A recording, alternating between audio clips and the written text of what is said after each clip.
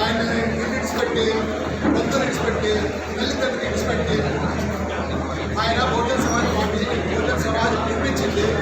ఆయన చెప్పింది బాబాసాహెబ్ అంబేద్కర్ ఆయన మిషన్ పూర్ణమైన తనక నేను ఇంటికి రాను నేను పల్లికి రాను అని చెప్పి ఇంత పెద్ద పని చేసింది.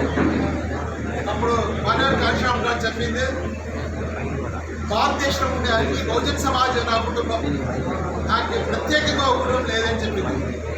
అయితే ఇప్పుడు బెహజీ ఏం చెప్తున్నారంటే నా కుటుంబమే Bahujan Samaj party of India, మీరు ఎవరో ఇక్కడ బహుజన్ సమాజ్ లేదు. దానికోసం ఇప్పుడు బహుజన్ సమాజ్ పార్టీలో మీరు చూస్తే అక్కడ పదాధికారులు అందరూ ఆయన కుటుంబం వాళ్ళే ఉన్నారు.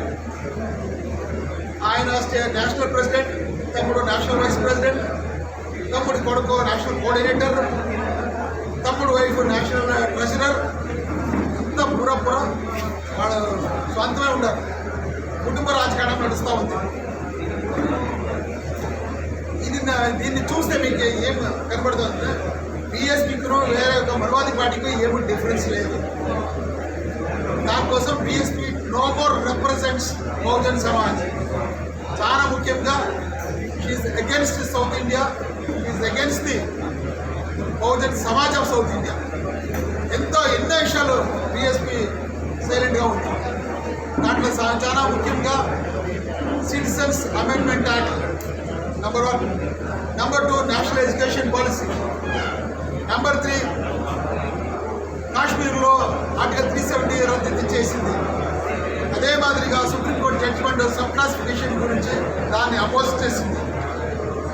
బీజేపీ ఏమి ఒక అజెండా పెట్టిందో ఆ అజెండా గొప్పగా వేచి సపోర్ట్ చేసింది. 1 నేషన్ 1 ఎలక్షన్, అది మీకు తెలుసు డెమోక్రసీకి విరుద్ధమైన కాన్సెప్ట్ అది. అయితే వేచి దాన్ని అక్సెప్ట్ చేసింది, అది మాత్రమే స్వాగతం చేసింది. Reservation 10% reservation for the